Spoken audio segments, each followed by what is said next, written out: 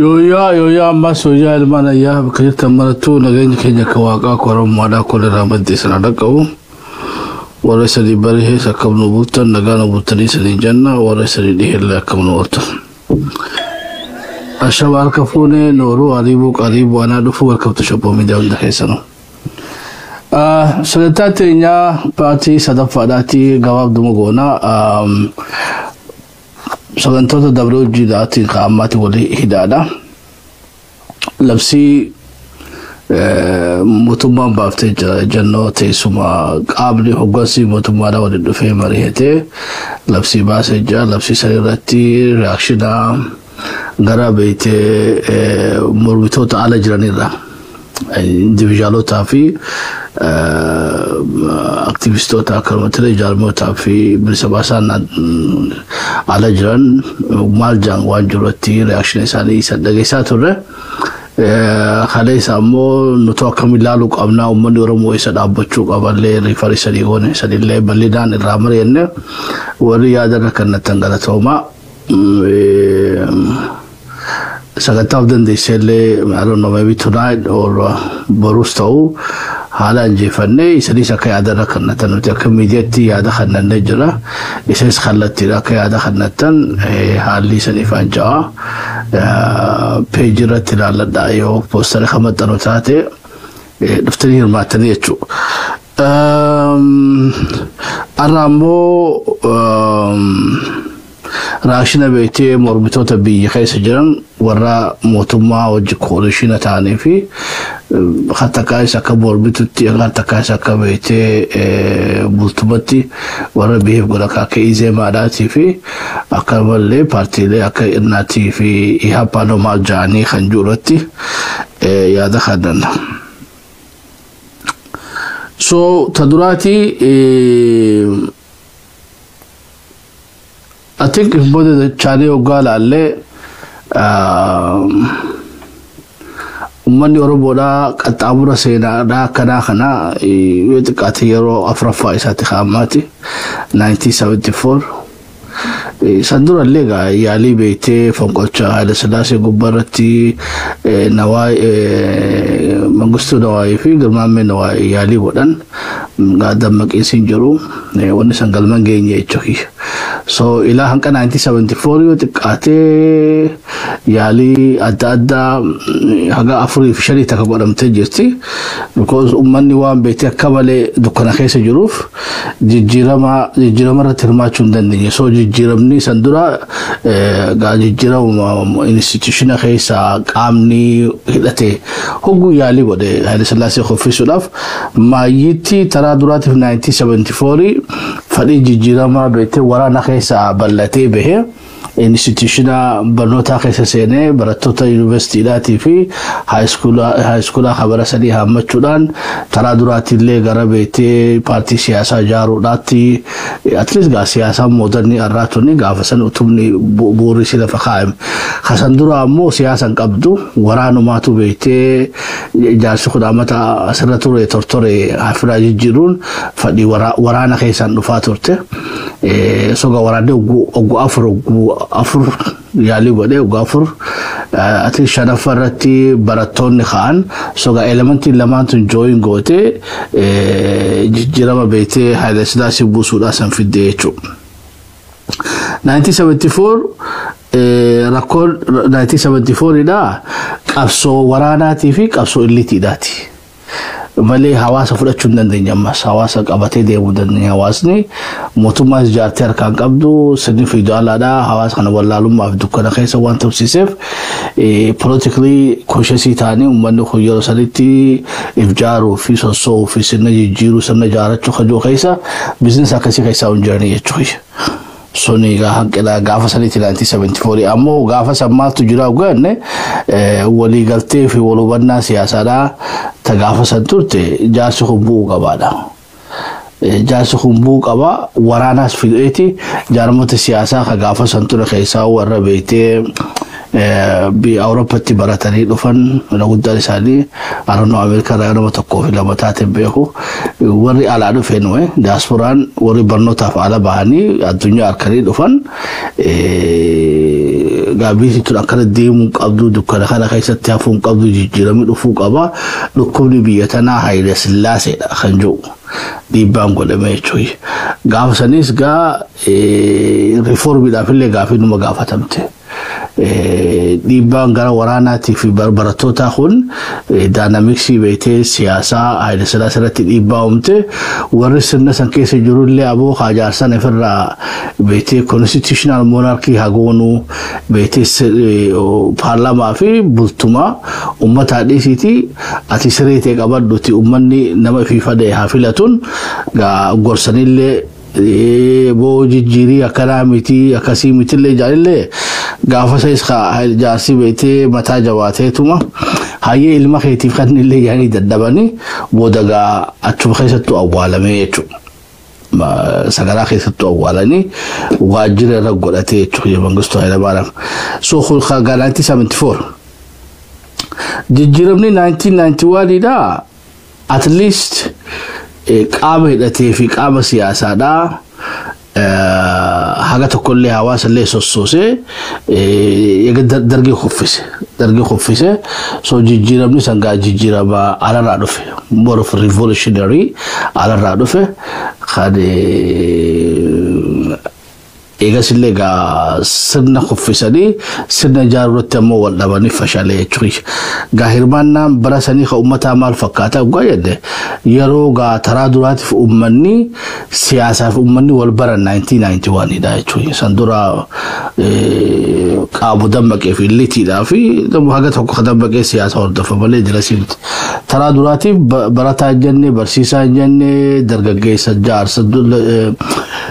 beektee dargaggeessa odoo hin jenne waaqabne jenne across all classes gara shaakalliin uummanni siyaasaa keessatti hirmaachuudha 1991 dura jechuudha. Aboogaa 1991 overwhelming godhe jechuudha. Illitii odoon qophaa'een dhufte uummanni irra jigee uummata kanaas maaneej godhuu dadhabatanii impaayiretiinis beektee amala isii jijjiirachuu dadhabdee isaanis uummata kana beektee qabatanii jijjiirama kana sirna jaaruu dadhabuun beektee waraana moora galchuuf waan teeknikaal taate waan adda addaa ta'e dogoggoraniin 91 fashaltee jechuudha. Ammoo 2018 wanni adda ishii godha miidiyaadha idaatti. So daranuutu siyaasaan amma siyaasan daranuutu irra machuur taatee dhufte jechuudha 2018 hunga siyaasaan biyya keessa siyaasaan hagam takka evolve goote ka jennu I think 91 dura siyaasaan dura simiti. Sadarkaa maasitti grassrootitti gaasoone 2018 ammoo totally different. 2018 bara beektee dhaloonni haareeni warra 60 san challenge godhe jechuudha. Taraa duraatiif there is a shift of generation. Generation dhaloota tokkootu dhaloota haaraatu as bahe dhaloota qubee hajennuun dhaloonni qubeedhaa gara waltajjii siyaasaa walakkattuu dhufe shoora jajjabaa taphatee miidiyaas uummatee addunyaas dhageessee sogaa siyaasaan Toobiyaadha 2018dha. Ummata keessaa qabdi ummata irraa illee dhaloota haaraa keessaa qabdi diaspora keessaa qabdi addunyaa keessaa qabdi. Honestly beektee warraayisii beektee Arab Spring illee jira. It's just global phenomena san keessatti Oromoo mul'atte jechuudha. Global phenomena gaafa san beektee Arabnis ka'ee Oromoonis kaatee jirti walumaddii yaa turre. So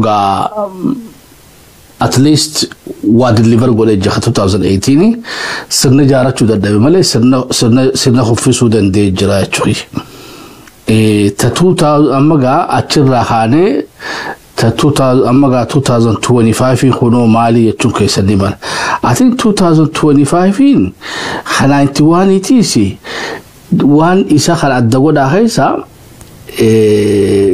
nama bilisummaa barbaaduudhaatu jijjiirama san fite. 1991 dha. 2018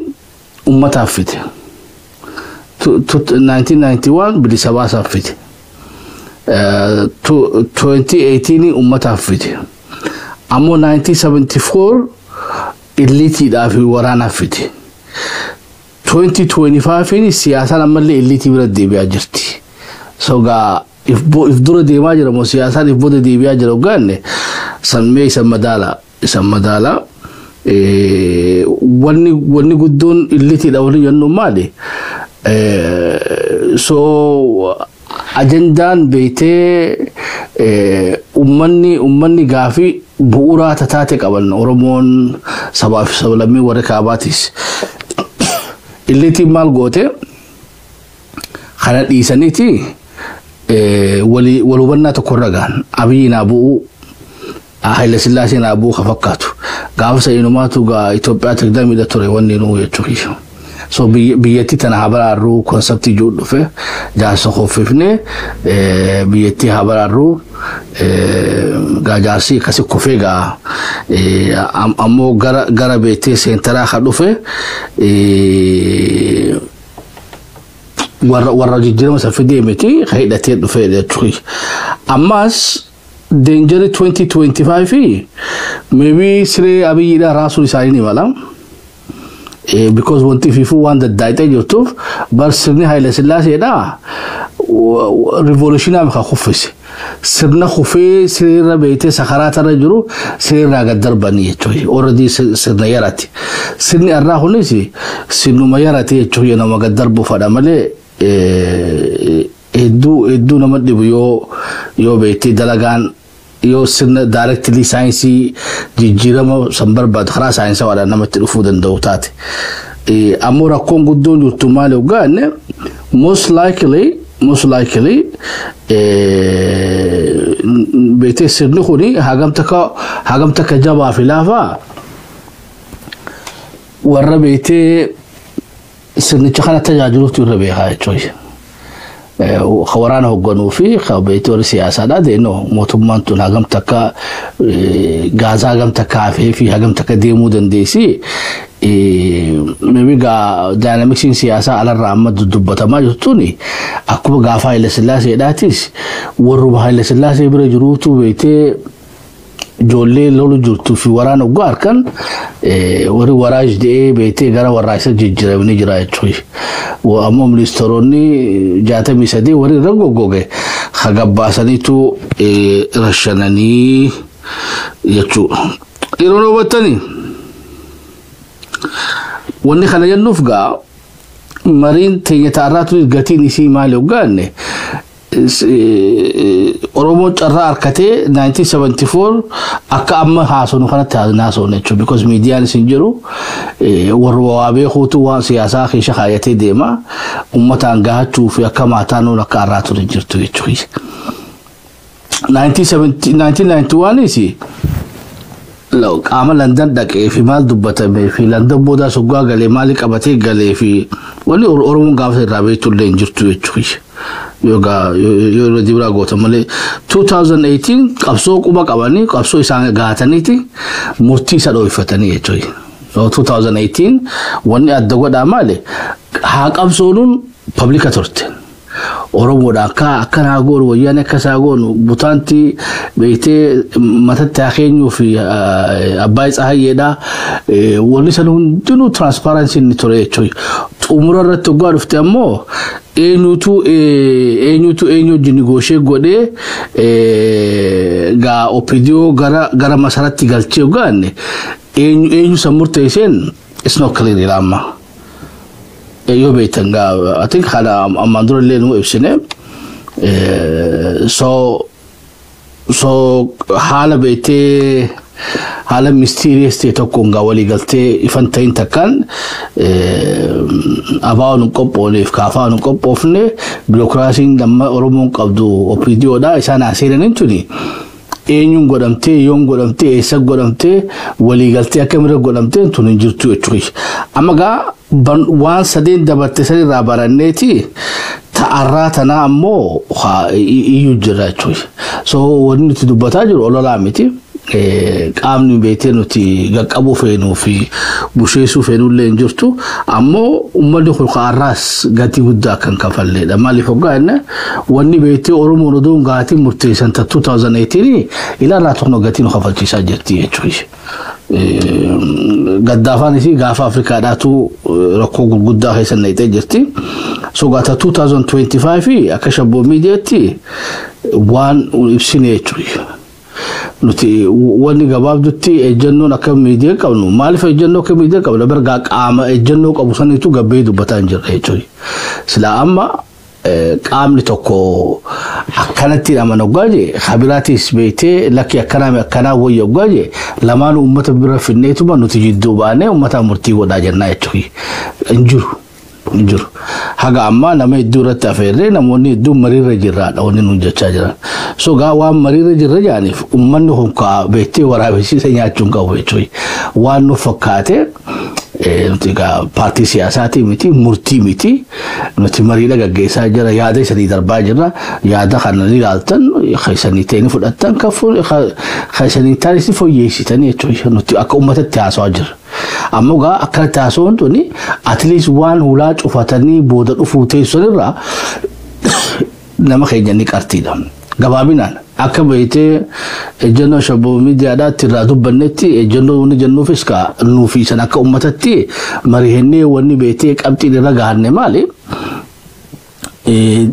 Waasadii wal bira keenye waraana siyaasaa fi dippiloomaasii fi siyaasaa irtaanni taatiidha. Because polarization fi confusion Oromoo jidduudhaaf burjaajiinsa kana baasuudhaaf fi akka beektee humna teenya walirratti hin qisaasne waan fardiidhaa qabannee taaniif irratti dhiisuu taaniif beektee flexibility lashoomuu uumuu qabnaadha. Siyaasaa mee dhugatti yoo zammana kaaseetiif Dabratsiyoonii fi beektee jettaniin Isaayyaas Afwerqii amma qaama biraatillee beektee seenaa uummata Oromoodhaa fudhachiisuu danda'anii kaayyoo uummata Oromoodhaa jara kana fudhachiisuu danda'anii finxaaliyyummaa irraa yoo gara walakkatti isaan fiduu danda'an taate let them try. Achin dhaqinaa maaliif achi xiyyeennee isaa irra guburra achi dhaqee haadeeroo deem haasa'e yoo haasoo taate. Ammoo wanni jechuun jiru maali? Gaa Oromiyaan ammoo irtaan taatudha gabaabinaan.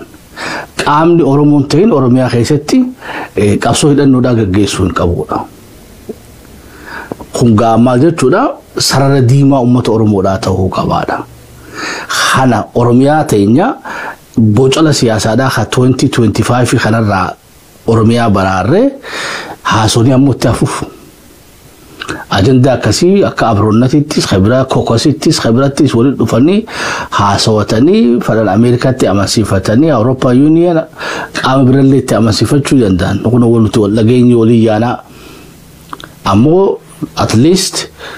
qaamni Oromoon ta'in hidhate Abiyyiin buusa jee haa dhufuu qabu. Because yoo Abiyyi buuse booda way deebi'aa jechuudha. You have to understand that. Namni Finfinnee seene isaatu mootii taadeero. Wayyaanee Finfinnee dhufteetiin galle jechuudha. Amma diidee mitorba dura teesse. Miilik waraana isaa fidatee Finfinnee seene amata 120 dura ture. Kanaafuu namni hidhate Oromiyaa dhufe hagalee nagarre. Arraas maqaa Abiyyi buusuudhaan beektee hidhannoon warri hidhannoo qabatee gad dhufu kuni boruu yaaddoo nuti ta'anii dhalootatti aanutu gatii guddaatti kafalaa. So Oromiyaan secure taate Oromoodhaaf irtaan kan nu jenne ammoo siyaasaa Toobiyaadhaa ta'e impaaraa abbaa fadheen akka ABO fi KFO'dhaa fi aktiivistittu bakka feetan dhaqaatee abbaa feetan hojii haasawa. Ammoo kaayyoo Oromoodhaa irratti cicha bakka dheeytanitti. Ammoo wanni beektee uummanni Oromoodhaa toloreetii godhuu hin qabne Oromiyaa keessa beektee dhufuu hin danda'amtu. Dhimmi beektee Oromiyaadhaa uummata Oromoodhaa fi waraana bilisummaa Oromoodhaa beektee ilaallataadha. Kanarratti tumsa nu barbaachisu, kanarratti gargaarsi nu barbaachisu. Yoo siyaasa haasa'uudhaaf haga dhufan taate qawwee isaanii lafa kaayanii beektee billoo isaanii hiikkatanii qalamaa fi daftaraan dhufanii daangaratti waliin haasa'uu ni danda'ama. ammoo zamanan qawwee fudhatee Oromoo keessa deemee Finfinnee dhufuu hin danda'udha. Dhimma mootummaa irratti fi mootummaa waloodhaa ta'ee garee ta'e walii galee ijaarannoo taate immoo waxaasanii feetan Kaartuum dhaqaa feetan Washington DC dhaqaa itti Oromiyaa keessatti walitti dhufnaanis barbaachifte immoo qawwee lafa kaayate hoota hojjaasoona. Hunga yaada nuti gara keessan dhaleessine jechuudha. Kanarra wayyaatti soo qabaattan mariitti fufaatiin hubachiisa. lakkoofsi shabboo miidiyaadhaa 642 atik khalaan sagaawani khaleessa murteeffanne yoo sirri jiraadhe takata kana hanna atik khaluma haasorina fakkaatan well qabtiin biraaga tarra isadi gabaasu deemnu warri beetee Finfinnee keessa jiru morbitoonni mootummaa keessa jiranii fi mootummaa ala jiran akkamii ogayanne yaada khanatani jiran fakkiidhaaf nat parties waan dubbatee qaba ihapa waan dubbatee qabdi ilafsi amma beetee mootummaan federaalaa khaniteeratti fi izeemaan ga asirratti wanni nuti dubbannu maal yeroo amma tana keessatti warra siyaasaadhaati woomata kayannan warra siyaasaatiin amma hohos yoo iskirratti shabboo sadii deebise kaafaa of abaa keessa jira dhaaba biraa ammoo shan wajaa waligala kabira shanii jechuudha ratio nul sirrimti I think yoo beetee khubba shabbooshibbi Itoophiyaadhaa taphachuu barbaanne wani Oromoon godhuu qabdu waan Itoophiyaa yegeesaan yennat partii qabaatan ta Oromoodhaan hogganamtu yaagoot partii izema ogaisan ihapa janutamo idihapa marehapa khaqabu khana hedumefane yoga gorsinu takashabo midati salinjano khoboti beete umada walqitalala yo wari Ethiopia khudantelo fe Oromoism beete maqa beete Oromoti habba lama fisadi goradati habba torbamo maqa Ethiopia goradda daqa because marirati negotiation agota ati abao fi kafao tate amma activity tate jarmota khudaja fi khudashan university yani khaykhuni khaluma takota bar already muhamte jita dero already marginalized tate jit nama tokko khabete nam khudashan ujita tokko khubba ega bar logic ni kasuma echoy jarri wali nu chaalo jirarin beete ni falafalani yechuy organization hana meka dalan ni awalan Oromo ramo phobia jaramu qabti amare ammo mishina hare undafu jarme hare fidate dufa fanu ma zamana kasile maqa gumega jijirate yechuy so wala ka gararati jijira mukhana counter ifra gurudaf nutibete principally Oromo millions saddeetamyo if qabate wal jaare wal qabate ififu rakko sani katatti amanna yechuy yo amolaki tumsan nu barbaach khayatan taate khadero nama tokko taate nama 55 keesan taan kadero santumsa mibar sanbete santumsa kha tumsula kasimiti ati one wajitesu walgitu macalu qabda ka majority Ethiopia mu mabana sanitu maqan hedun no goramu qaba janna yechuy